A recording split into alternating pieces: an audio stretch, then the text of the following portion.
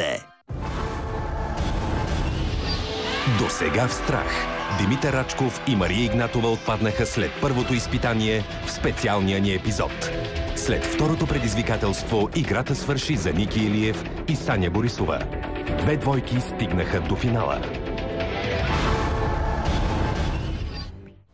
Следващото изпитание е организирано и проведено от специалисти.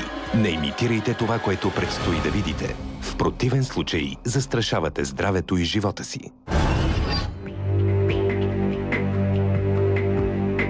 Здравейте и добре дошли в третото последно изпитание в страх.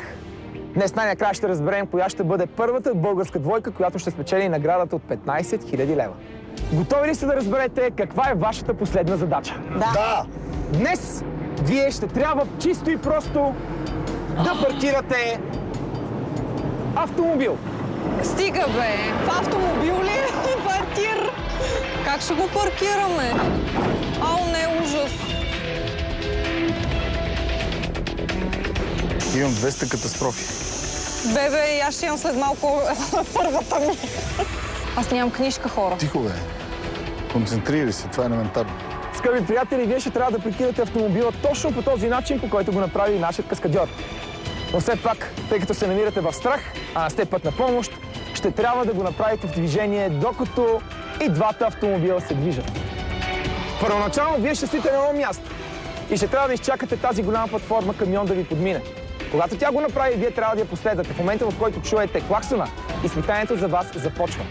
Вие ще имате на разположение точно 2 км и 200 метра, за да качите своят автомобил върху нашата платформа.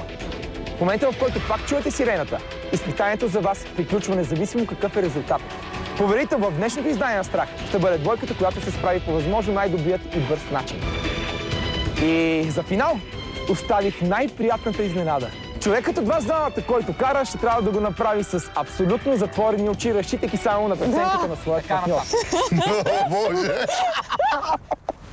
Сигурно сега се чудите. Харесах ти! Всъщност, кой от двойките ще управлява автомобила? Това решавам вие сами да изберете. Помежду си. За да няма после Ти ще караш. недоволни. Нямам книжка. Аз не знам кое е ляво-дясно, така че чист навигатор. Милена, от 3 дни те следя. За първи път виждам устата ти да пресъкне. Това не се случва. Първо не ми е пресъкнала устата, само да те Виждам как те информирам. блъщаш едва не дам. Второто, което е, задачата наистина е сложна. Така. Доста. Дори и за професионален каскадьор, според мен, въпреки че има големи виртуози. Това, който го е измислил, е бил гений.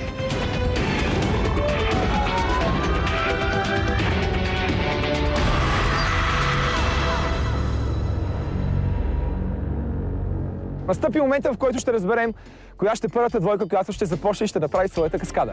И в случаят това ще бъдат Еми и Милен Цветков. Милене, винаги ли така посрещаш нещата, които ти се казват, без никаква емоция? Стоиш, разсъждаваш Ти и мислиш, гледаш че няма напред. емоция? Имаш вътрешна, но къде е тази, която те кара да Аз ти изкрещиш? казах, че ще правя сечено на режисьора и няма си покажа емоцията никога. Аз мога сега да се скарам, да се сбия, да такова, но поне аз ще го поискам. Да си признай, изяд от ваша мара. Да. Готови и не готови, идете с мен, за да ви подготвим. Заповядайте.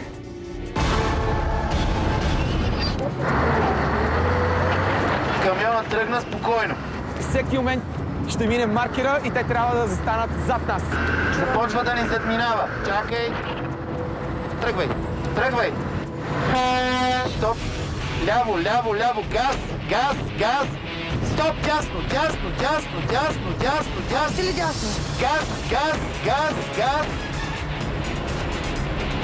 Дясно, дясно. Стоп, стоп, стоп, стоп. Давай, давай, давай, давай, давай. Газ. Ляво, ляво, ляво, ляво, ляво, ляво. Ляво, ляво. Наистина е много сложно това, което трябва да се направи.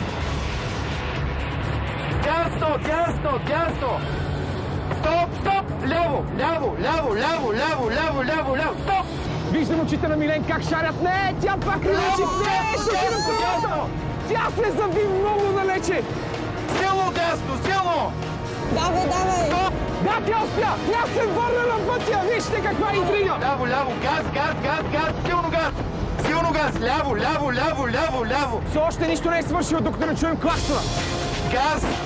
Ляво, ляво. Стоп. Много е сложно! Тя форсира, дава газ, насочва се правилно. Газ, газ, газ, газ, газ. Дясно, дясно, дясно. Качвайте. Не, стоп. Последно ляво. Стоп! Дясно. Ляво. Стоп. Давай газ. Ляво. Стоп. Дал газ, може би сега ще успее. Не! Милен не й позволи да го направи. Дясно. Леко, дясно. Остава точно 500 метра, което означава, че имат време поне за още един път. Газ. Доста сложно упражнение. Определено. Така, газ напред, не върти. Газ. Може би това е момента на истината. За съжаление. Какво значи това? Те трябва да се качат с двете груми върху платформата, ако искат да успеят. Ако искат този опит да се защите. Но това няма да се случи. Според мен те засегнаха и няма да успеят да качат колата си на платформата. Ето го и финалния сигнал, което означава, че изпитанието за тях приключи. Успяхме до някъде там. Нищо. Аз изобщо нищо не разбрах. Нали? Ти не виждаш как ще разбереш. Не. Кажете къде беше най-сложната част от цялото изпитание. Това, че не можа да върна колата назад, да я кача както Ти трябва. пробва поне 10 пъти да го направиш. Няма нищо. Резултат не бях добър. разбит картер и масло, което тече. Сега какво? Можете ли по-добре да се справите, Милен? Не качи се ти да се справиш по-добре. Добре, защо толкова време вие криволичихте напред-назад и в крайна сметка само накрая успяхте да останете? Добре, не ставам за навигатор сега. Не може човек да става за всичко в живота. Все пак имате шанс. Ако те не успеете изобщо да качат автомобила отгоре, може да се окаже, че вие ще бъдете победители. Или ако го чат след по-късно. Аз се чувствах като в балон, който е трудно управляем, с максимум адреналин. Определено изпитанието е върховно, неповторимо. Не искам повече никакви изпитания. Искам да се прибера вкъщи. Искам да си седна на футчайла и да не мърдам от него.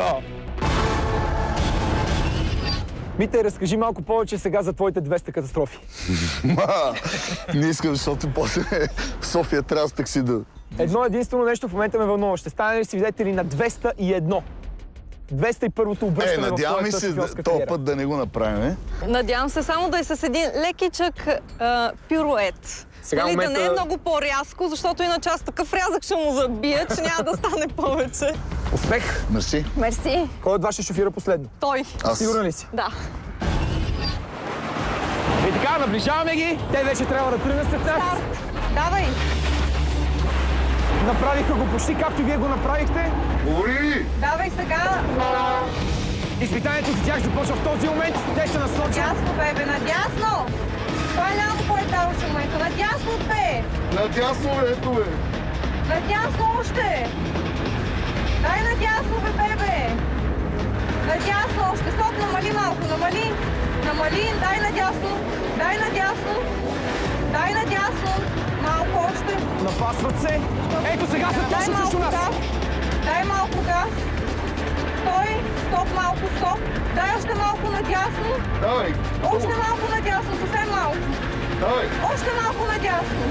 Дръж право, още малко надясно. Айде бе, качвай бе! Качвай се! Не, стоп! Не. Стоп, бебе, изкриви. Стой, намали. Къде сега? Изкриви, дай надясно. Абе не ме спирай бе! Стоп, намали, бе. Газ отгоре. Намали, стой така, стой. Намали. Айде, Карай. Не много силно, не много сърдливо. Наляво ли надясно? Дай леко наляво. Наляво съвсем малко. Стой, не много. Върни малко. Върни съвсем малко. Накъде бе? Надясно върни. Върви точно зад нас, но въпреки всичко не може да намери правилната посока. Малко надясно, за 7 сантиметри. Качвай се, дръж право, качвай се. Ще успее. Газ! Браво, стоп. Качихме ли Това се? е, да. Качихме ли се? Да! Петре! Браво, бебе. Какво направихте, хора? Вие сте ненормални! Бебе, отваряй! Кажете ми как се чувствате в момента?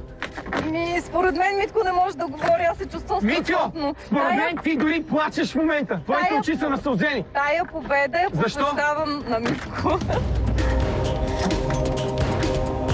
Той наистина плаче обаче. Витя, защо плачеш? Не знам от какво. Виждате, за първи път Митю крика как плаче. Това ще ви е за последен.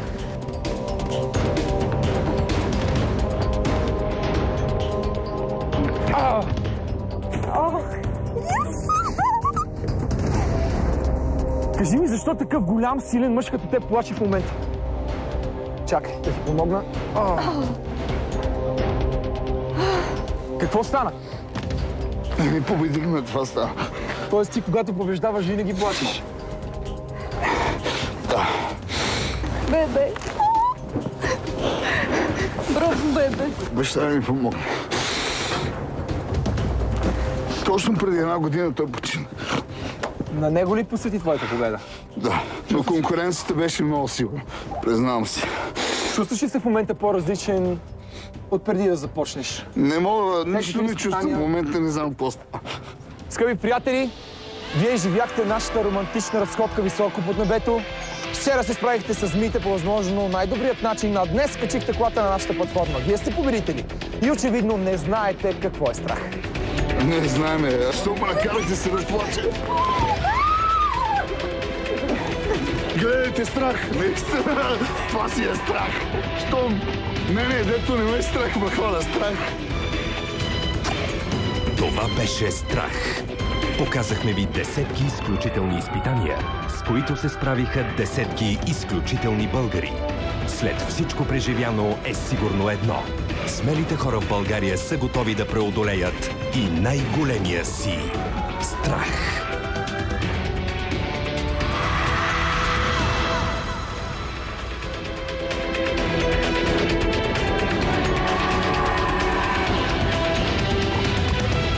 Предизвикай всеки страх с DL Sport.